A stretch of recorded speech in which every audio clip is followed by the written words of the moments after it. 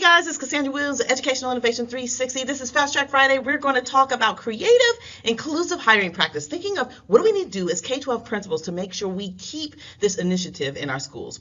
And I want to kind of preface it out with, just thinking about, despite the fact 50% of our school students are, students of color, less than 13% of our teachers share this background. So this is more crucial than ever. Now's the time to hire. So who are you hiring? Now, you may ask, why does diversity and inclusion matter? Well, of course, improve student outcomes. We know with diverse teams, they, of course, foster social-emotional learning, behavior outcomes for all of our students. Also, we know representation matters. When students they have this role model to look up to, teachers wear the role of different hats, whether they're a mentor, a model, a coach, to help them with the opportunity gaps. And last, it is addressing the opportunity gaps, being able to support a diverse population with a diverse staff and initiative. Now you may look and ask, Cassandra, what does that mean?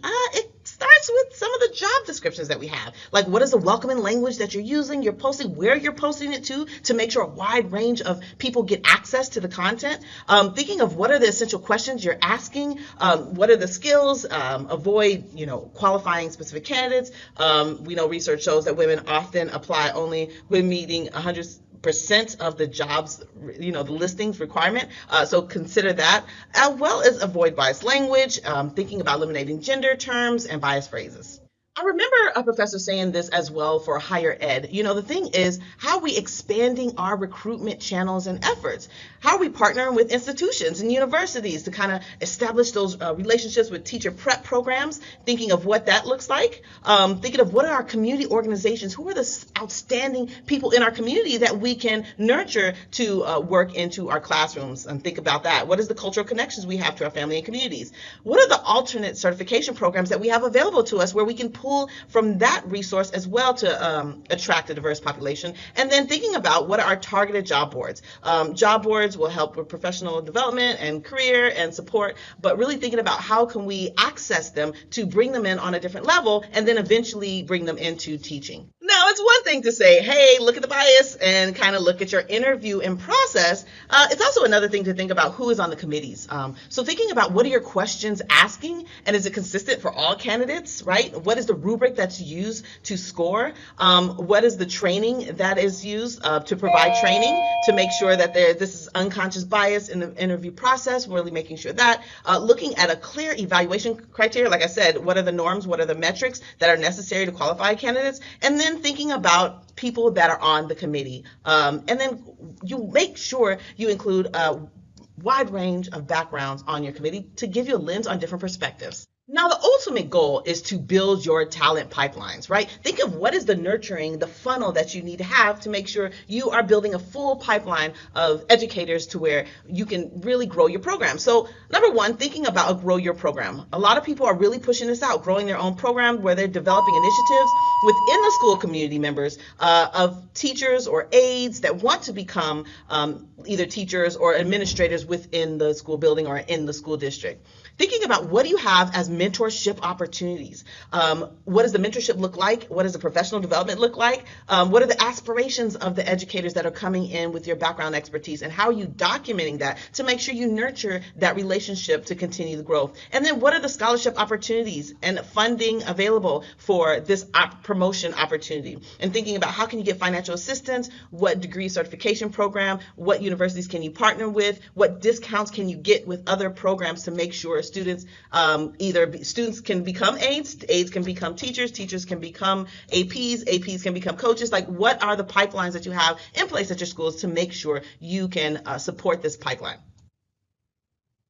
Now, it's one thing to have people in the interviewing stage, but it's another thing to keep them, right? So thinking about what are your retention strategies for your diverse educational component. So thinking about funding, right? What is the competitive salaries that you have available? What are the benefits? What do they get when they come to your district? How are you being promoted in media? And then how are you supporting them once they get in? Like, whether it's a mentorship program, it's professional development for them individually so they can have growth.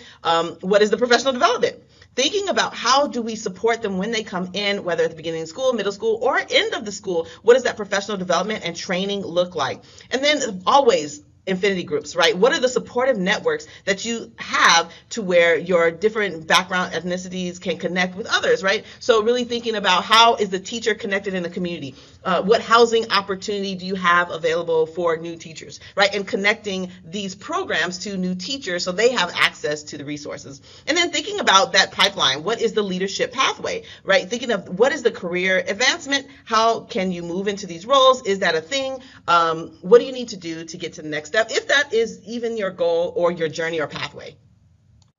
Here are a couple of case studies really thinking about, some schools and what they were able to do to increase their diversity workforce. I think you should keep this in mind. You're not the only one doing it. Everybody is working on it. Blackstone Valley Prep as well, thinking about what are the impact factors, bilingualism. We're having a large ML population. What are we doing to make sure we support our staff in that? And then thinking about how will we create the leadership pipelines for teachers of color and these programs. So thinking about what can you do to have your school become a case study so you can you can continue moving in the right direction.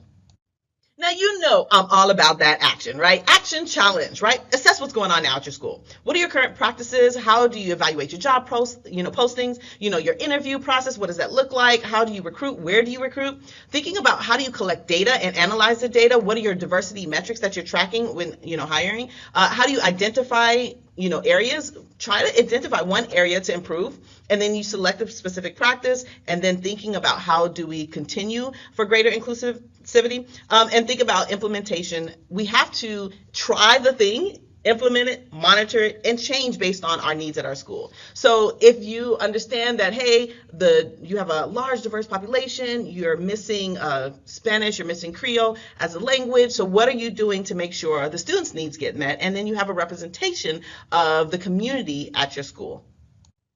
Now, some people may say, Cassandra, this is a lot. This is a lot. But yes, it's a lot. But you have to have a commitment. It's not going to be great the first time you try. That's with anything. So you have to make a commitment to this inclusive practices and hiring. It's not a one-time thing. It's not a checkbox. It needs to be a part of your school's identity. If you see your community is changing, you need to do something about it right now. Hope these tips help. Talk to you later for more. Bye.